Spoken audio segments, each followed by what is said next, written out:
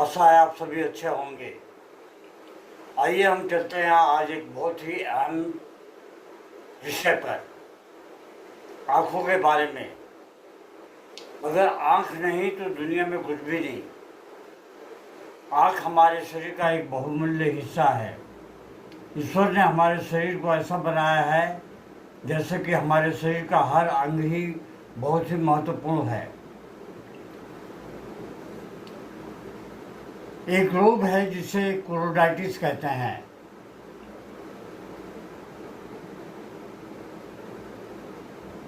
इसके science, symptoms, pathophysiology और homeopathic दवाइयों के बारे में हम चर्चा करेंगे।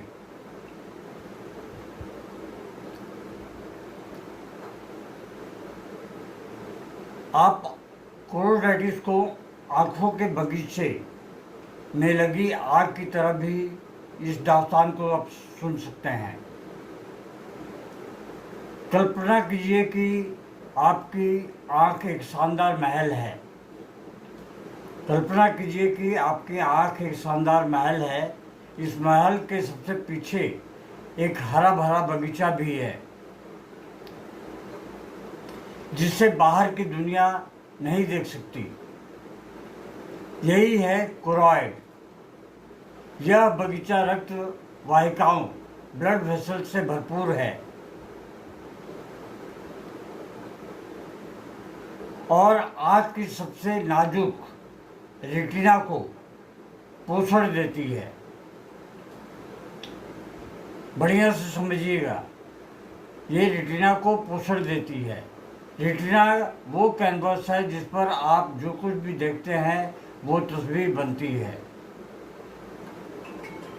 लेकिन मान लीजिए कि एक दिन आपके बगीचे में चुपचाप आग लग जाती है और धीरे धीरे, जल्दीबाजी नहीं, धीरे धीरे आग लगती है। यह आग होती है सूजन, इन्फ्लेमेशन, जिसे हम कोरोडाइटिस के नाम से जानते हैं। जब नज़र धीरे धीरे से बिगड़ने लगती है तो लक्षण क्या क्या आते हैं, आइए हम देखते हैं। शुरुआत में ये बदलाव बहुत हल्के होते हैं, जैसे धुंधली दृष्टि, धुआं सा आँखों में, छोटे छोटे काले धब्बे या धागे जो आँखों के सामने तैरते हैं। कभी कभी आँखों में दर्द भी होती है। तेज रोशनी से परेशानी हो जाती है, सहन नहीं हो पाती। सेंटर या किनारों की नज़र का जाना,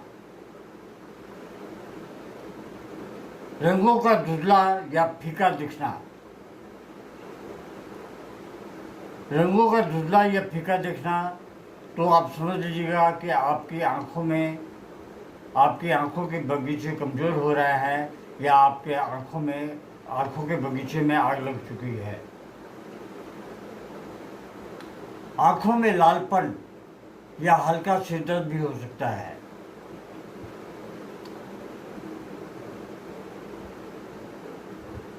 ये धीरे धीरे आगे आते हैं, धीरे धीरे बढ़ते हैं, लेकिन कभी कभी बहुत अचानक भी हो सकते हैं। अंदरूनी दुश्मन क्या है, कौन कौन है, पैथोफिजियोलॉजी क्या है इसकी। कोरॉइड में सूजन क्यों होती है? अब सवाल ये उठता है कि कोरॉइड में सूजन क्यों उठती है। कोरॉइड आँख की यूवियल ट्रैक्ट का हिस्सा है जिससे आइरिस, सिलियरी बॉडी और कोरॉइड आते हैं। जब हमारे शरीर की इम्यून सिस्टम, प्रतिरक्षा प्रणाली ज़रूरत से ज़्यादा सक्रिय हो जाती है या किसी संक्रमण, इन्फेक्शन की वजह से प्रतिक्रिया करती है तो ये सूजन पैदा हो सकती है।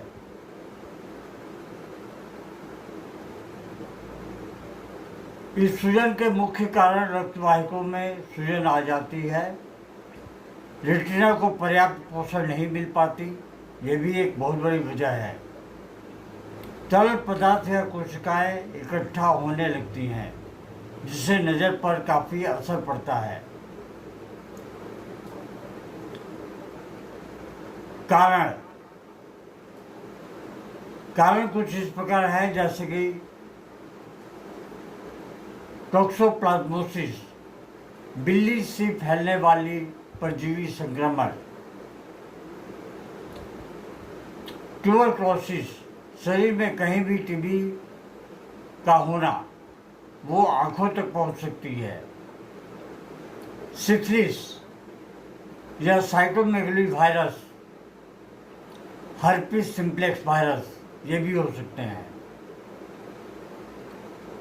नन इन्फेक्शंस जैसे कि ऑटोइम्यून डिसऑर्डर, सार्कोइडोसिस इत्यादि। जब कोई कारण नहीं मिलता तो हम उसे इडियोपैथिक सिम्टम मान लेते हैं। शरीर की आत्मा चिकित्सा शक्ति को जगाना।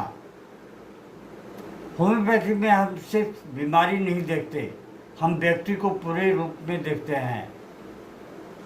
कोरोडाइटिस के इलाज के लिए कुछ प्रमुख होम्योपैथिक दवाइयाँ जो लक्षणों और व्यक्ति की प्रकृति के अनुसार चुनी जाती हैं, जैसे कि बेलाडोना, अचानक शुरुआती आँख में थ्रॉबिंग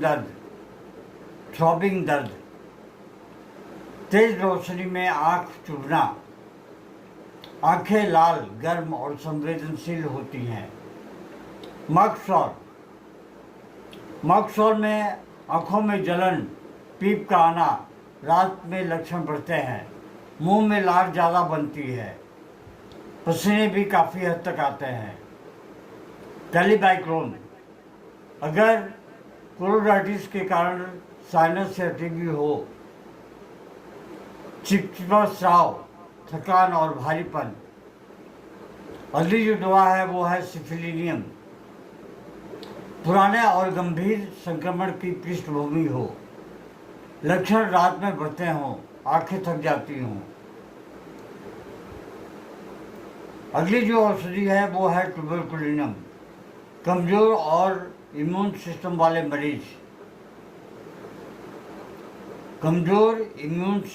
मरीज, टीबी का पारिवारिक इतिहास अगर होता है, पिता या माता किसी को भी थी या दादा दादी को थी, बार बार संक्रमण, थकान और चिड़चिड़ापन। नेट्रम्यूर, अगर आँखों की परेशानी किसी मानसिक आघात या तनाव के बाद शुरू हुई हो तो नेट्रम्यूर बहुत ही अच्छी दवा है। रोशनी में परेशानी, आँखों में सूखापन का होना, ये भी एक बहुत बड़ी लक्षण है।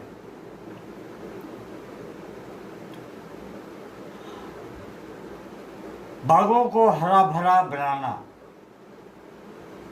एक गंभीर स्थिति हो सकती है, लेकिन सही समय पर पहचान और उपचार से इसे नियंत्रित किया जा सकता है।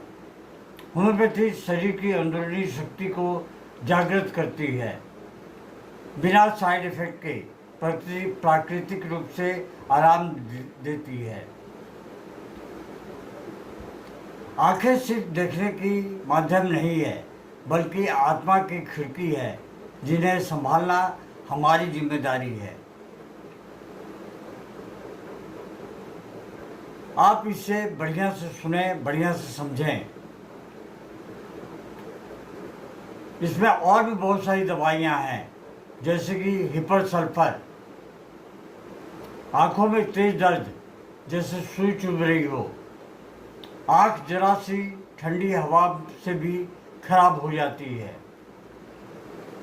रोगी बहुत संवेदनशील होता है, चिड़चिड़ा स्वभाव होता है, आँखों से मवाद का आना, पीला या हरा स्राव निकलता है।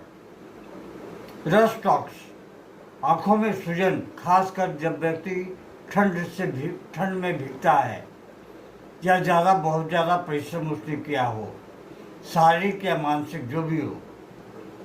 गर्म चीज़ों से आराम मिलता है, सुबह आंखें चिपकी हुई मिलती हैं, आँखों की त्वचा में खुजली और लालपन। आर्सेनिक एल्बम, आँखों में जलन, बेचैनी, बहुत अधिक कमजोरी, रोगी जो है वो बहुत ही डरपोक प्रकृति का होता है और चिंता भी बहुत ज़्यादा करता है। लक्षण रात को 1 बजे से 3 बजे के बीच में बहुत ज़्यादा बढ़ते हैं। आँखों में जलन के साथ आंसू गिरने लगते हैं। पल्सिट्ला नाइग्रिकेंस, पल्सिट्ला भी एक बहुत बड़ी दवा है मृदु भावनात्मक स्वभाव के रोगियों के लिए। आँखों से गाढ़े पीले या हरे रंग का स्राव होता है।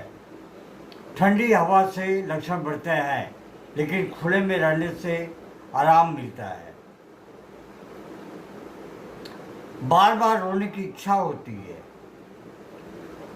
अकेलेपन की भावना होती है। अगली जो दवा है वो है फास्फोरस। आँखों से बहुत सी समस्याओं में उपयोगी है। रोशनी से डर, आँखों के सामने चमकती लकीरें या तारे। रोगी कमजोर, संवेदनशील और बातूनी होता है।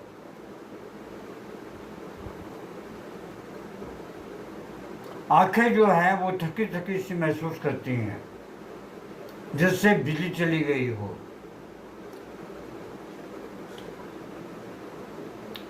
साइलिसिया, साइलिसिया पुरानी या बार बार होने वाली आंखों की सूजन। रोगी को ठंड से जल्दी प्रभावित करती है। पसीना भी आता है, विशेषकर सिर से। आंखों में मवाद का बनना, शरीर की सफाई का कम करने की आदत पड़ जाती है। धीमी लेकिन स्थायी कार्रवाई करने वाली दवा है। अगली जो दवा है वो है हमारी एरम मेटिलिकम। आंखों की गंभीर बीमारी में उपयोगी खासकर जब दृष्टि धीरे धीरे जा रही हो। अवसाद, आत्महत्या करने के प्रकृति या विचार या फिर आत्मग्लानि। आँख के पीछे दर्द और भारीपन। रात में लक्षण और अधिक बढ़ जाते हैं। इस दवा के रोगी पर हमेशा एक नज़र बनाए रखनी पड़ती है कि कहीं वो गलती से आत्महत्या ना कर ले। उसे समझाना पड़ता है, उसे सांत्वना देना पड़ता है। अगली जो दवा है वो है हमारी मेजेरियम। मेजेरियम जो है वो आंखों में जलन, खुजली, आंखों के किनारे लाल और फटे हुए आपको दिखाई दे जाएंगे। पुरानी सूजन और संक्रमण में उपयोगी। रोगी जो है वो डरपोक प्रकृति का होता है। एकाकी और ठंडी चीज़ों से प्रभावित बहुत ज़्यादा जल्दी हो जाता है। आइए आगे चलते हैं, देखते हैं। सल्फर एक बहुत बड़ी दवा है। दवाओं के लेते वक्त सल्फर को 30 की पोटेंसी में बार बार आप देते रहें, हफ्ते में 1 दिन या 2 दिन।